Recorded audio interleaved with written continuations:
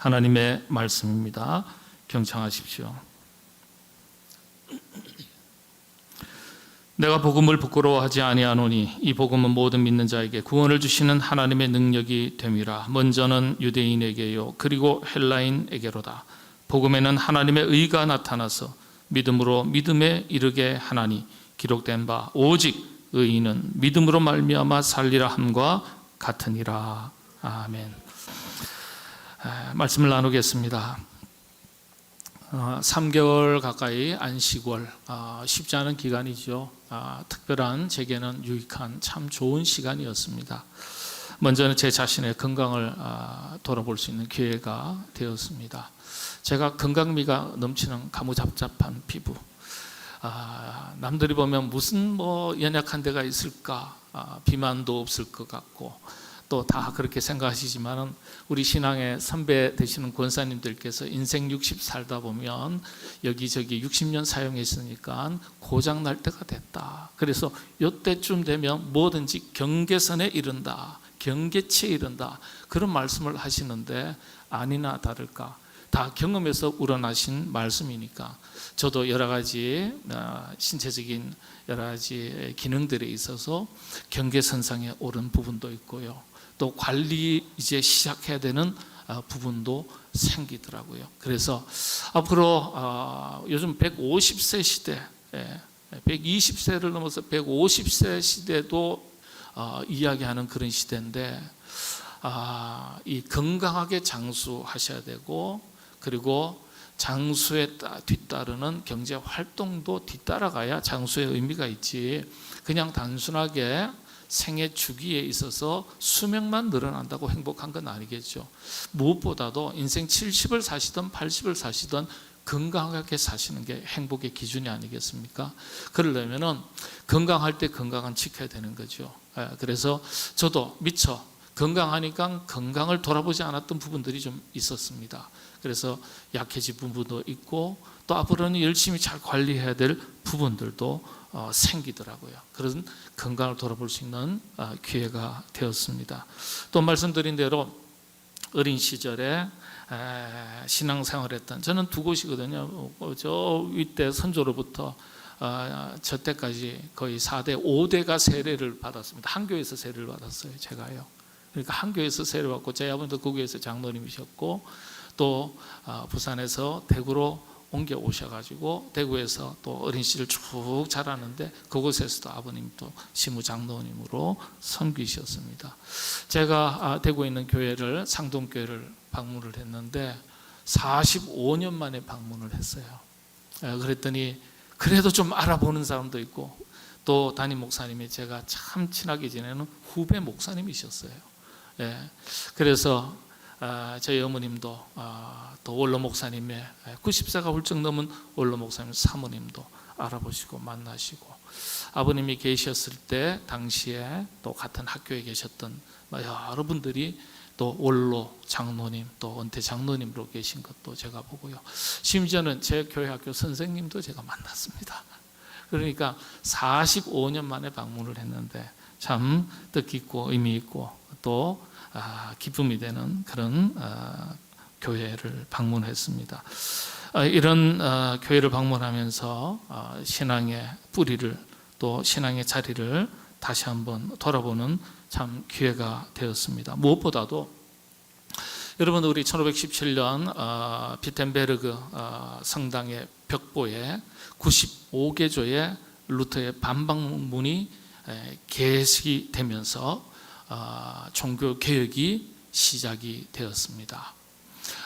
이후에 루터와 켈빈의 종교개혁이 이어져 가면서 사실은 모든 이 땅의 리포엄드 처치, 개혁교회의 첫 출발이자 뿌리자 시작이 되었습니다. 우리 교회도 개혁교회죠. 장로교회도 개혁교회, 성결교회도 개혁교회, 펜타코스탈 오순절교회도 개혁교회, 성결교회도 감리교회도 다 개혁교회입니다. 개혁교회의 뿌리는 종교개혁에서부터 시작이 되었습니다. 그런데 오늘 우리 한국교회의 신앙의 모든 틀과 신앙의 문화를 갖춘 뿌리가 있습니다. 교리적으로 신학적으로는 독일의 종교 개혁이 출발점이었지만은 오늘 우리가 일상적으로 신앙생활할 때 신앙의 다양한 모든 문화의 뿌리는 퓨리탄입니다. 청교도들의 신앙입니다. 장로교의 뿌리도 역시 청교도들의 교회들입니다. 그런 이런 청교도들의 그 역사 현장, 교회 현장을 직접 찾아가면서 참 큰 은혜와 도전을 받았습니다. 특별히 말씀을 간단하게 드리면 교회의 본질과 신앙의 본질, 신앙생활의 본질이 무엇인지, 복음의 본질이 무엇인지 다시금 확인하는 기회가 되었습니다. 오늘 여러분들과 함께 제가 봉독한 로마서 1장 16절 17절의 말씀은 모든 종교개혁자들이 종교개혁을 할 때 모토로 삼았던 구절입니다. 교회의 본질을 담은 핵심 구절입니다.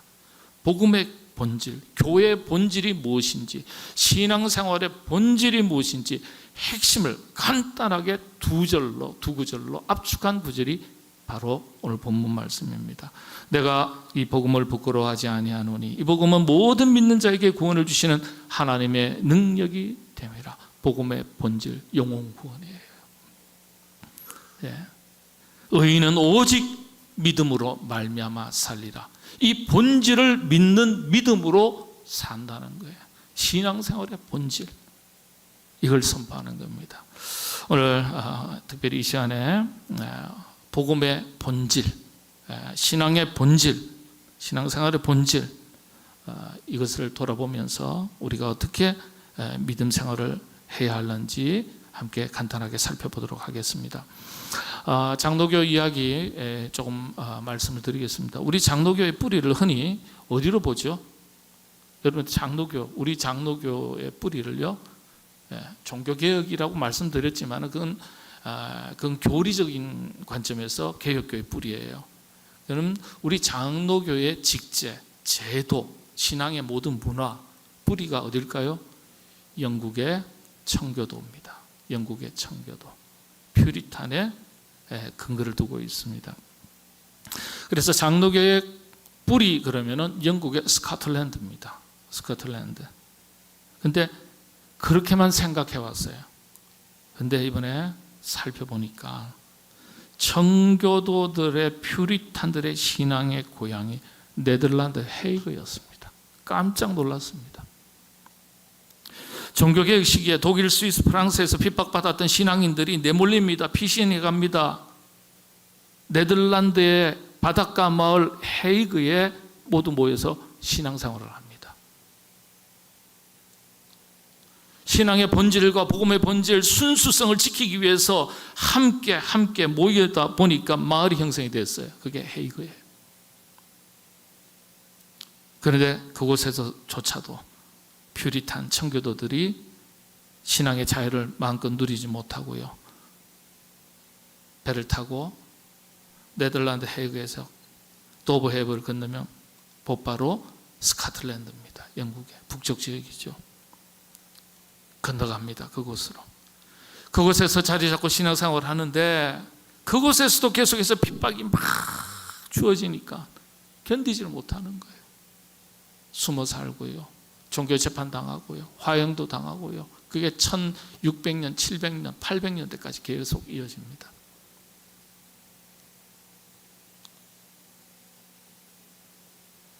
엄청난 박해를 받았죠. 그래서 다시 미국으로 건너갈 계획을 짭니다.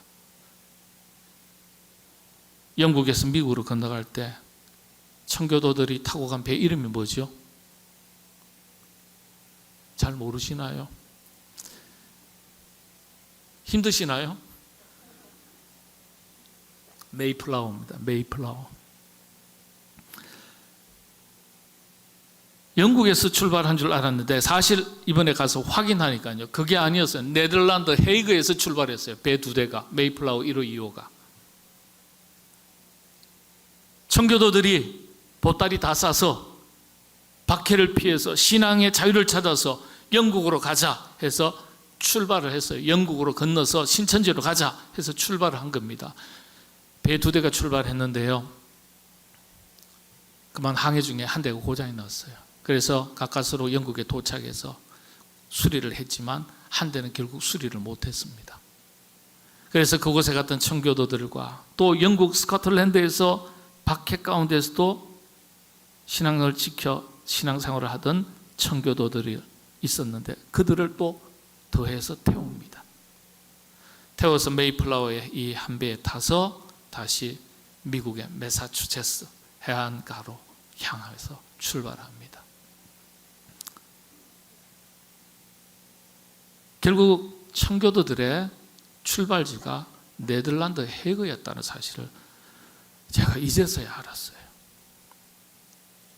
영국 땅이 아니었어요. 경유지였어요. 그러나 영국 땅에서도 조차도 신앙생활 박해를 받았던 청교도들을 더 태워서 미국 땅으로 가서 도착해서 그곳에서 자리 잡고 신앙생활을 하게 된 겁니다. 그래서 퓨리탄 또 많은 청교도들은 네덜란드 헤이그를 아버지의 땅이라고 부르더라고요. 아버지의 땅, 청교도들의 고향이라고 말하는 사실을 이번에 알게 되었습니다.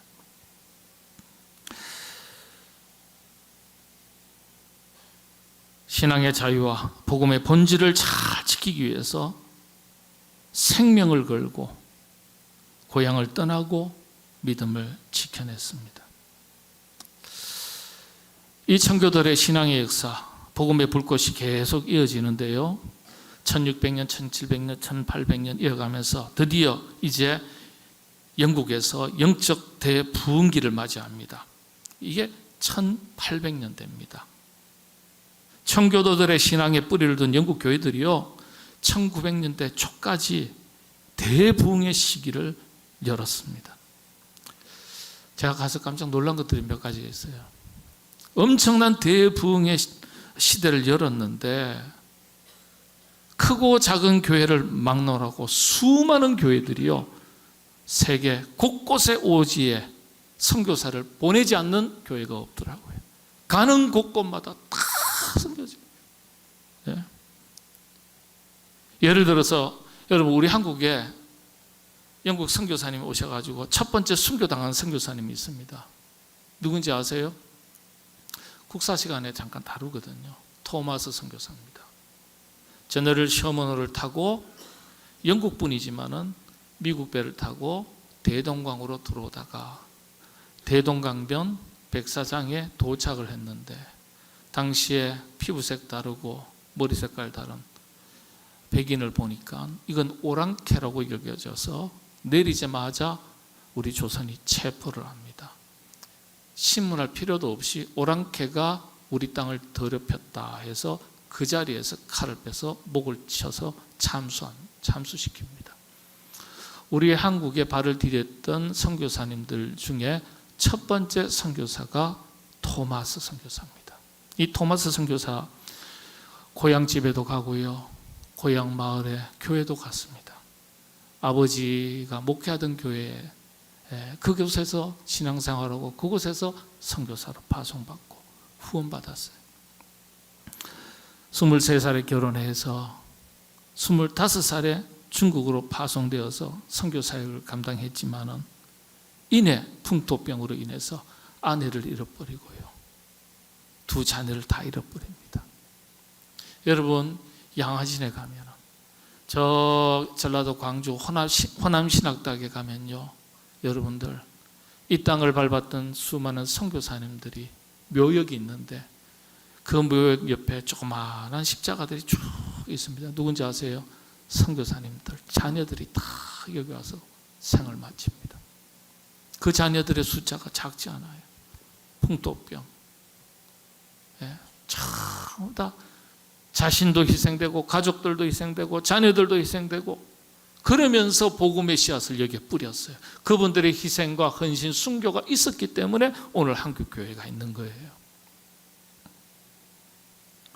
25살 나이에 가족들을 다 잃고 낙심과 시리에 빠져 있었을 당시에 조선이라는 작은 나라가 있는데 아직도 복음이 전해지지 않았다는 이 소식을 듣게 됩니다. 그러면서 호롤단신, 내가 걸릴 게 뭐 있냐, 몸이 혼자니까 그 조선 땅으로 복음을 들고 찾아가겠다 결단을 하고 1866년 제너럴 셔먼호를 타고서 대동강변에 도착을 합니다. 말씀드린 대로 발을 내딛자마자 붙잡혀서 순교를 당했습니다. 그때 나이가 27살. 27살. 네. 짧은 생이었지만 그 피가 한국교회 복음의 씨앗이 됐습니다. 제가 이 토마스 선교사님 어린 시절 자랐던 교회를 찾아갔는데 웨일즈 저 시골 변두리에 하노버라는 작은 마을이에요. 갔더니요, 시골 중에 깡시골이에요. 교회 크기가요, 우리 본당의 3분의 1, 1층에 한 3분의 1 될까? 조그만해요. 아버님이 목사님인데 목회하시고, 그 교회에서 처음에는 사택에서 가정 예배를 드리다가 조그맣게 교회를 지어서 예배를 드렸어요. 그곳에 벽에 보니까요, 토마스 선교사 순교당한 선교사를 후원하고 위에서 기도했던 내용들이 일기처럼 벽에 다 붙어 있더라고요. 중국에 아들이 선교사로 갔는데 며느리죠, 아내를 여의고 두 자녀를 다 잃었다는 소식을 들었으니까 전화가 있습니까? 한 걸음에 달려갈 수 있는 교통수단이 있습니까? 아버지가 어머니가 얼마나 그 안타까운 마음이 있었겠어요. 그런데 또다시 조선으로 갔다가 아들이 순교당했다, 참수당했다라는 소식을 순교당한 이후에 몇 달 뒤에 2달 지나서 듣게 됩니다.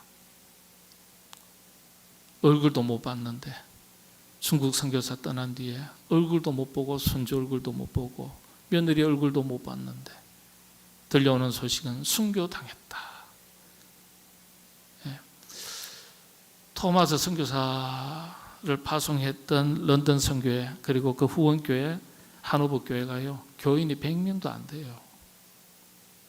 100명도 안 돼요. 그런데 복음의 본질, 신학의 본질, 복음을 전하여 영혼을 구원하고 살리는 일에 그 교회가 최선을 다한 거예요. 최선을 다한. 그래서 보니까요, 우리는 선교 그러면 막 큰 교회에서 선교한다고 생각하잖아요. 그렇지 않아요. 영국교회 가니까요, 전부 다 그냥 100명 교회, 좀 크면 200명 교회입니다. 그런 교회에서 아프리카 오지로, 인도로, 중국으로, 남미로, 호주로 다 선교사를 보내요. 여러분들, 토마스 선교사님이 1866년 순교를 하는데 그때 당시에 런던 선교회가, 런던의 교회가 파송한 선교사 숫자가 1800명이 넘었습니다. 그 한 해 동안. 놀라지도 않으십니까? 한 해 동안 전 세계 오지로 파송한, 지금은 좋은 시대잖아요. 1866년도, 지금도 아프리카 가면 오지입니다. 모든 게 다 불편합니다. 부족합니다. 교통편이 어디 있어요? 대중교통이 어디 있어요? 질병에 노출되어 있고요, 가난에 노출되어 있고요, 기아에 허덕이고요. 그런 곳으로 곳곳으로 다 나갑니다. 그 숫자가 한 해에 1800명이 넘었어요. 놀라운 통계였어요. 말씀드린 대로 제가 물어 다 가보니까요, 선교사를 파송했던 그 교회들, 후원했던 교회들 보니까 도시교회가 별로 없어요. 전부 다, 지금도 시골 변두리 변방이면요, 그 당시에는 어땠겠어요? 나중에 제가 좀 사진을 자유로운 시간에 오후 예배 때나 이럴 때 좀 보여드리려고 합니다. 지금도 찾아가니까 한옥에 시골입니다.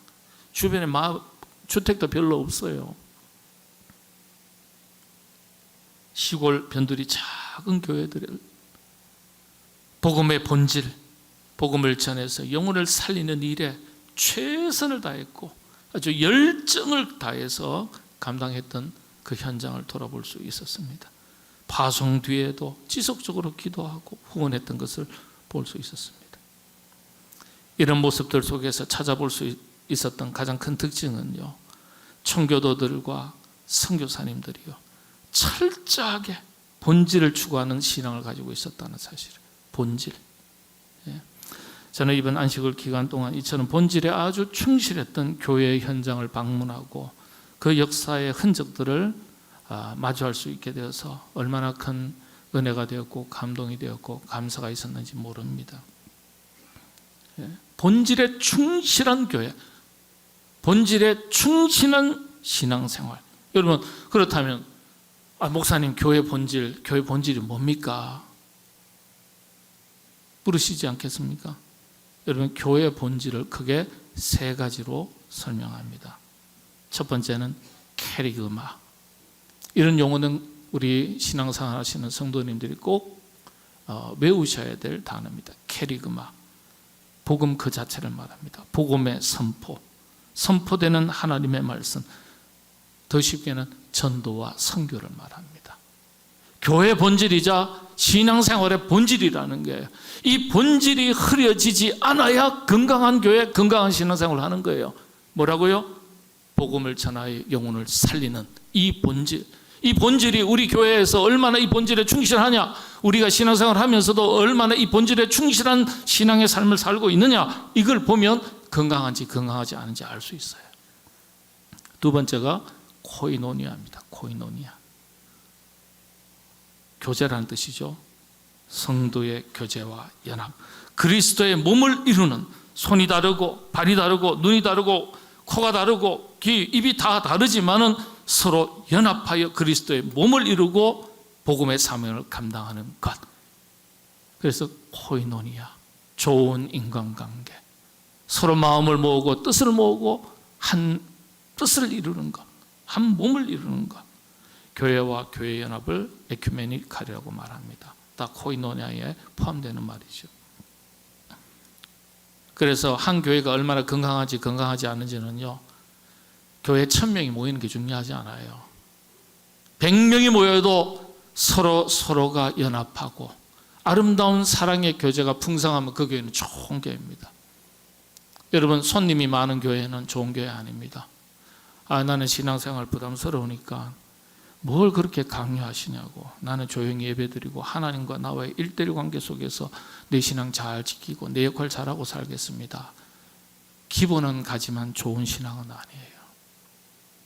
처음부터 끝까지 교회는 코이노니아를 가르쳤습니다. 서로 연합하는 것, 서로 좋은 교제를 나누는 것, 좋은 관계를 맺는 것. 이게 참 교회 본질 중에 본질이에요. 다음 세 번째가 디아코니아라고 합니다. 디아코니아, 디아코노스라고도 하고요. 뭘까요? 이게 봉사라는 뜻이에요. 디아코노스, 디아코니아는 봉사라는 뜻입니다. 이 디아코니아라는 단어에서, 여러분 대부분 다 집사님이잖아요, 그죠? 집사님도 많이 계시잖아요. 데이컨, 집사라는 이 직분의 용어가 이 말에서 나왔어요. 집사님 뭐라고요? 맡겨진 일에 최선을 다하는 일꾼이라는 뜻이죠. 봉사직이에요. 봉사직. 섬김과 봉사. 사회적, 교회 내, 교회 밖 그 책임을 감당하는 것. 이 세 가지의 기준을 가지고 교회의 건강성을 판단합니다. 왜냐? 본질이기 때문에. 복습할까요? 첫 번째 뭐라고요? 캐리그마, 복음 선포, 영혼 구원. 두 번째는 코이노니아, 사랑의 교제. 네 번째는 봉사, 사랑의 수고, 사랑의 실천이죠. 그렇죠? 그래서 여러분들 그리스도의 몸된 교회를 위해서 교회 안에서 교회 밖에서 사랑의 수고, 실천의 삶의 내용이 없으면 그리스도인으로서 신앙의 삶의 실패입니다. 영국 교회의 대부흥은요, 단순히 숫자의 증가가 아니었어요. 거기에 기준을 두지 않았던 것을 제가 확인했습니다. 깜짝 놀랐어요. 이 세 가지 본질에 얼마나 충실했는지 몰라요. 이 세 가지 이 본질에 충실했을 때 나타난 열매가 부흥의 열매였어요. 작은 시골 교회조차 선교사를 파송하고 후하는 역사가 그대로 남아있는 것을 봤습니다. 우리 한국교회와는 사뭇 달랐죠. 우리 한국교회는 교회 부흥을, 양적 성장을, 또 교인 수가 증가하고 예산이 늘어난 것을 기준으로 말하는 경우가 대부분입니다. 그런데 대부흥 시기에 영국교회 기준은 우리와 달랐어요. 복음의 사명을 얼마나 뜨겁게 감당하느냐, 이게 기준이었다는 거예요. 그런 점에서 볼 때 영국교회 대부흥의 시기의 첫 번째 특징은 교회가 양적으로 팽창하는 것이 아니라 교회의 본질이 충실하게 실천되고 자라갔다는 데 초점이 있습니다. 오늘 우리의 신앙생활도 이 본질을 놓치지 말아야 되겠죠.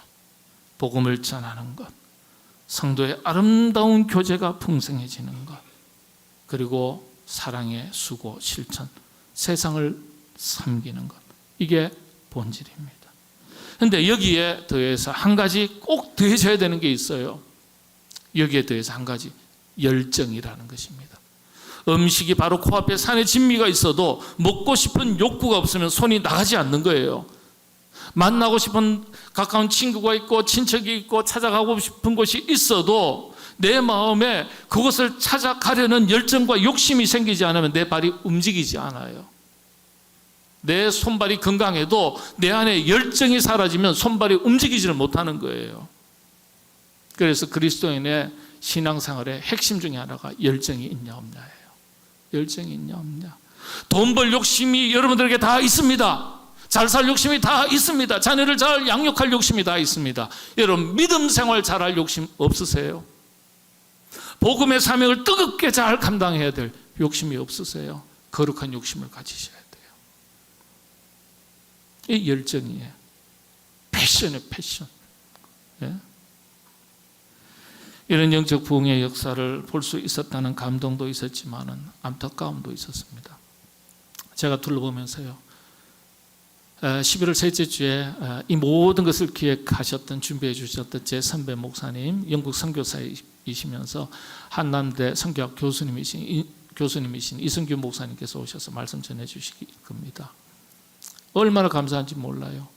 마지막 작품이라 생각하고 정말 영국의 청교도들의 그 역사의 모든 현장을 빠트림없이 온전하게 내가 한번 다 짜서 선물로 너에게 주겠다, 그러셨어요. 예. 얼마나 감사한지 몰라요. 이건요, 여러분들 여행사 통해서도 볼 수가 없는 곳이에요. 제가 가면서 우리 청소년들이 와야 되는데, 청년들이 와야 되는데, 하나라도 젊었을 때 와서 이걸 보면서 이 가슴 속에 신앙의 불꽃을, 열정을 타오르도록 만들어야 되는데, 그런 생각이 들더라고요. 그런데 안타까움이 있었어요. 오늘날 영국교회 그리고 유럽교회 모습이 너무나 변해버렸다는 사실입니다. 한때 복음의 불꽃을 일으켰던 교회들이요, 이제는 박물관으로 바뀌었습니다. 예식장으로 바뀌었습니다. 카페로 바뀌었습니다. 기념관으로 바뀌었습니다. 공연장으로 다 바뀌었습니다. 에딘버러의 최초의 우리 공예가 열렸습니다. 제1회 1903년도인가요? 이상설 박사도 참여했는데요. 갔더니 한쪽은 카페로 다 바뀌었어요. 한쪽은 무슨 웨스트민스터 신학교 비슷하게 해가지고 신학교로 운영이 되는데, 다 그 건물 전체가 다 렌트가 되고 팔리고요, 두 곳만 사용되고 있더라고요. 카페로 다 바뀌었어요. 카페 이름도 제가 사진 찍어 다 가지고 왔어요. 제가 그 앞에서 참 안타까웠어요. 무엇이 문제일까요? 건물도 화려함도 신학도 교리도 남아 있었지만은 열정 있는 성도들이 다 사라졌습니다. 교회가요, 작아도요, 가는 곳곳마다 뭐 뭔지 아세요? 우리 교회도 이 정도에 하나 달아놓으면 좋긴 하겠지만 뭐 이거보다는 우리 성도님들의 목소리가 파이프 오르간보다 나으니까, 작은 교회도 파이프 오르간이 없는 데가 없더라고요. 그 교회 사이즈에 맞게 파이프 오르간을 다 달았어요. 엄청난 파이프 오르간도 보고요. 이야, 내가 보면서. 그러나 열정 있는 성도들은 다 사라졌어요. 존 웨슬레 목사님이 목회하셨던 교회 갔습니다. 존 뉴턴 어메이징 그레이스 아시죠? 나 같은 죄인 살리신 존 뉴턴 목사님 목회하던 교회 갔습니다. 시골이에요 다. 존 웨슬레 목사님께 겨우게 막 겨우 시간 맞춰서 사전에 연락하고 찾아갔더니 어느 연세 드신 한 여성분이 나오셔서 저희를 맞이하셨어요. 쭉 그 교회 역사를 설명해 주는데 교인이 몇 명 남아 있습니까? 그랬더니 5명 남아 있어요. 나이대가 어떻게 됩니까? 했더니 60대, 70대입니다. 교인 5명, 교인 5명. 노년의 성도들 뿐이었습니다. 본질과 열정으로 지켜졌던 교회가 이제는 껍데기만 남은 현실을 보면서 정말 안타까운 마음이 들었습니다. 무엇보다도 더 안타까운 것은 이런 모습들이 장차 한국교회의 미래는 아닐까 하는 생각에 참 마음이 무거웠습니다. 우리 함께 갔던 그런 동기 목사님도 보면서 그 이야기, 이게 혹시 한국교회의 미래가 아닐까. 사실 지금 한국교회 안에서 이런 모습과 현상들이 많이 나타나고 있습니다. 우리 교단 장자교단이라고 말합니다. 지난 10여 년 동안 단 한 번도 양적인 성장이 없었습니다. 예산이나 교인 수나 증가한 적이 없습니다. 내리막길 계속 감소. 지난 10년 동안 우리 교단만 50만 명 이상이 줄었습니다. 300만 명에서 한국교회 수많은 교회들이 다 줄었습니다. 저희 노회가 저희 교단에서 69개 노회 중에서 우리 교회가 속한 지역노회, 일산 지역노회, 서울 서북노회가 지난 10년 동안 선교사를 단 한 명도 파송한 적이 없습니다. 단 한 명도 선교사 파송한 일이 없어요. 선교사 파송하는 교회가 없어요 지금. 여러분, 건물로서의 교회는 의미가 없습니다. 복음의 본질에 열정이 더해질 때만이 교회는 살아있는 생명력 있는 교회가 되고요, 성도들이 될 수 있는 거예요. 오늘 본문 로마서 1장 16절 17절 복음의 본질을 한마디로 요약한 말씀이라고 말씀드렸습니다. 종교개혁자들이 종교개혁의 모토로 삼은 구절입니다. 본문이 뭐라고 말합니까? 복음은 모든 믿는 자에게 구원을 주시는 하나님의 능력이 된다 말합니다. 동시에 오직 의인은 믿음으로 말미암아 살 것이다. 교회의 본질, 복음의 본질, 핵심 중에 핵심을 말하는 거예요. 여러분, 이 말씀을 붙들고 우리 자신을 돌아볼 수 있게 되시기를 바랍니다. 나는 본질에 얼마나 충실한 신앙생활을 하고 있는가, 아니면 형식에 머물러 있는 것은 아닌가, 내 안에 본질에 충실하려는 열정이 내 안에 살아있는가. 캐리그마라 그랬습니다. 삶 속에서, 생활 속에서 만나는 사람들에게 복음을 전하는 그런 열정이 캐리그마가 나에게 있는가. 코이노니아, 그리스도의 몸을 이루는 교회 공동체에서 아름다운 교제가 나에게 끊어지는 일은 없고 그 관계의 끈이 더욱더 든든해지는가, 튼튼해지는가. 공동체 안에서 아름다운 성도의 교제를 나누고 연합과 일치를 위해서 얼마나 노력하고 있는가, 좋은 관계를 맺어가고 있는가. 그리고 마지막으로 디아코니아, 사랑의 실천. 사랑의 실천은 교회 안에서도 있고 교회 밖에서도 있는 거예요. 믿지 않는 사람들에게도 사랑을 베풀고 나누고 구워줘야 돼요. 축복의 통로 역할을 해야 돼요.